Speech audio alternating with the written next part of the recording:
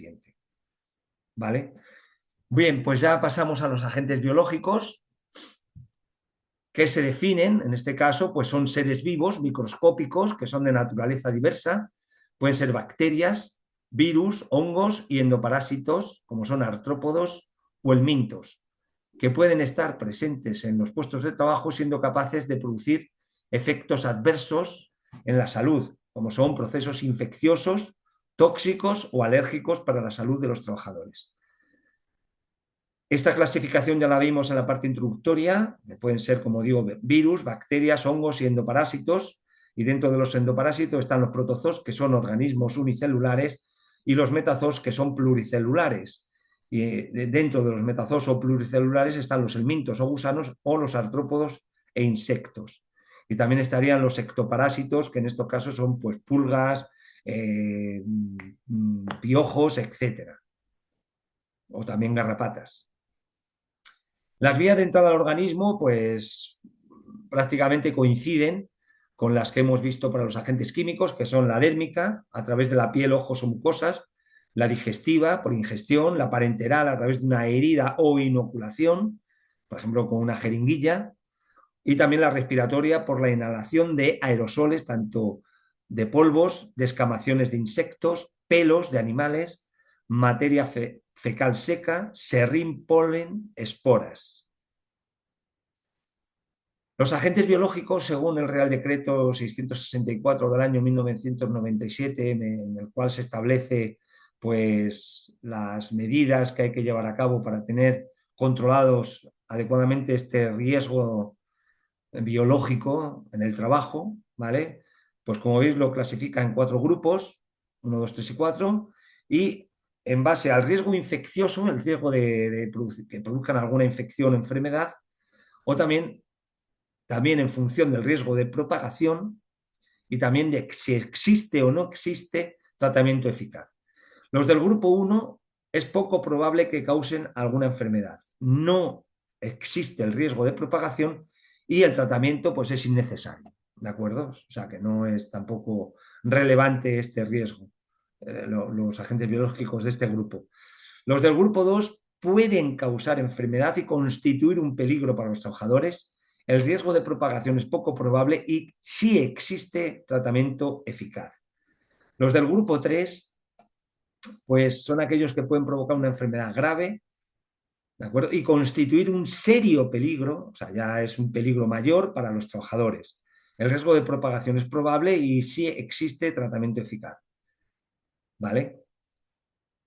Y luego los de, por ejemplo, pues, claro, un virus como la gripe, pues según la persona, la predisposición individual que tenga, porque ya sabéis que en más de un caso, pues a una persona mayor, una simple gripe, pues le ha causado la muerte, ¿no? Entonces, podría estar aquí, entre el grupo 2 y el grupo 3.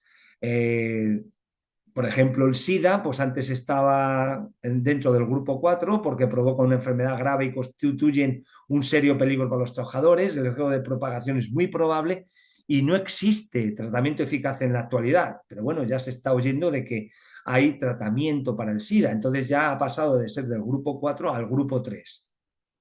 ¿De acuerdo? O bueno, lo que sucedió con la COVID, ¿no? Con el SARS-CoV-2, ¿no? Que en un primer momento, pues según las personas, pues podía estar dentro del grupo 4 o del grupo 3. Y ahora, pues lo mismo que la gripe, ¿no? Que es muy contagioso, el riesgo de propagación es muy probable, lo que sucede con la COVID, con esta enfermedad, con el SARS-CoV-2. Y bueno, pero ya en realidad es para personas que no son de una muy mayores, pues la verdad que el tratamiento sí que es eficaz. O bueno, a algunas personas le ha ocasionado incluso la muerte, bueno, pues porque ha atacado su sistema respiratorio y han fallecido, ¿vale? Bien, en cualquier caso, esta clasificación viene en uno de los anexos de este Real Decreto que he dicho anteriormente. Bien, las actividades con exposición más probable a los agentes biológicos, como veis ahí, pues son los centros de producción de alimentos, actividades en las que existe contacto con animales o con productos de origen animal, la asistencia sanitaria, en los trabajos agrarios, en los trabajos en laboratorios clínicos, veterinarios, de diagnóstico y de investigación, excluidos los laboratorios de diagnóstico microbiológico. Y también los trabajos en unidades de eliminación de residuos y trabajos en depuradoras de aguas residuales. En todas estas actividades que he mencionado o que he indicado, es donde la exposición a los agentes biológicos es más probable. Entonces será donde tendremos que prestar una mayor atención y llevar a cabo pues todas las medidas que vamos a decir a continuación, que voy a decir a continuación para tenerlos pues lo más controlados posibles, ¿no? Porque, fijaros, con los agentes biológicos existe un problema. Bueno, pues que no los vemos, que no los olemos, algo en el caso de algún insecto, ¿no? De algún artrópodo, pero que no vemos los virus porque solamente son visibles mediante el microscopio electrónico o las bacterias que son visibles mediante un microscopio normal. ¿De acuerdo? A veces solamente lo detectamos cuando ya es tarde, cuando ya hemos contraído la enfermedad, cuando ya tenemos el daño en nuestra salud. ¿De acuerdo? Por eso, lo mejor y lo más adecuado mediante la documentación o bibliografía especializada, pues es el determinar aquellas actividades, como he dicho, cuya exposición es más probable, como vemos aquí en esta tabla, y cuáles son las enfermedades más comunes. Como veis aquí, trabajos con exposición a riesgo biológico, trabajos en centros de producción de alimentos. Pues son las enfermedades más comunes son la brucelosis, el carbunco, la fiebre Q, la leptospirosis, la tuberculosis, la tularemia. En trabajos agrícolas, pues igualmente la brucelosis, el carbunco, la leptospirosis, la tuberculosis bovina, la tularemia. En actividades en las que existe contacto con animales y o productos de origen animal, carbunco, conjuntivitis de Newcastle, fiebre Q, histoplasmosis, rabia, tuberculosis, trabajos de asistencia sanitaria, la hepatitis vírica, la tuberculosis, la SIDA, la COVID, el SIDA, perdón, la COVID, etcétera. ¿De acuerdo?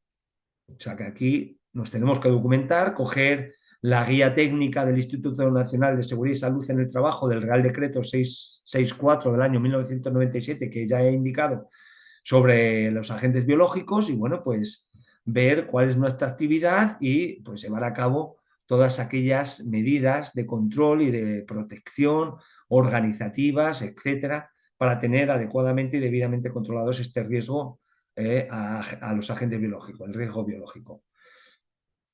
Bien, como la mayor parte de los riesgos, en primer lugar, pues habrá que evitar aquellos que se puedan evitar o eliminar aquellos riesgos que sean evitables y los que no podamos evitar, ¿de acuerdo? Pues tendremos que evaluarlos. Eso es lo que dice aquí, ¿no? Eliminar los riesgos evitables en la fase de diseño y concepción de la actividad. ¿Vale? A la hora de conceptuar, a la hora de diseñar cómo va a ser un puesto de trabajo, cómo va a ser un proceso, pues que ya tengamos en cuenta este riesgo biológico, por si acaso estuviera presente, y bueno, pues diseñar y conceptuar y hacer que en ese puesto de trabajo llevar a cabo todas esas medidas que he indicado anteriormente de prevención, de protección, organizativas, etcétera, para reducir la exposición al riesgo biológico lo mínimo posible. En el caso de que no hayamos podido eliminarlo, ¿vale? Pues tendremos que evaluar los riesgos que no hayamos podido evitar, identificando, consultando, como ya he dicho, información sobre trabajos con riesgo de exposición, que es lo que hemos visto anteriormente, teniendo en cuenta siempre el principio de precaución, o sea que dar por sentada su presencia, o sea que el daño se puede producir porque, aunque no estuvieran presentes los agentes biológicos, darlo por sentado, que van a estar presentes, ¿de acuerdo? O sea que es poner el parche o la tirita antes de que haya incluso herida. Realizando muestreos, aunque estos muestreos en realidad, como no hay criterios de valoración con los cuales comparar los resultados obtenidos, simplemente nos sirven pues, para determinar si existen agentes biológicos, si están presentes, y asimismo también para después de haber llevado a cabo las medidas de control, si estas han sido en realidad eficaces. O, por ejemplo, si colocamos algún medio de contención, pues para determinar si ese medio o nivel de contención de los agentes biológicos es en realidad eficaz. Asimismo, tendremos que determinar la naturaleza del agente biológico y al grupo de riesgo que pertenece, si es de grupo 1, grupo 2, grupo 3 o grupo 4, el grado o cantidad de manipulada o concentración ambiental de este agente biológico y asimismo también la duración o tiempo de exposición. Valorar, aunque como ya he dicho no es posible al existir escasos o casi ningún criterio de valoración, por lo menos legal o que esté recogido en la normativa. Existen criterios de valoración, pero de tipo técnico, ¿no?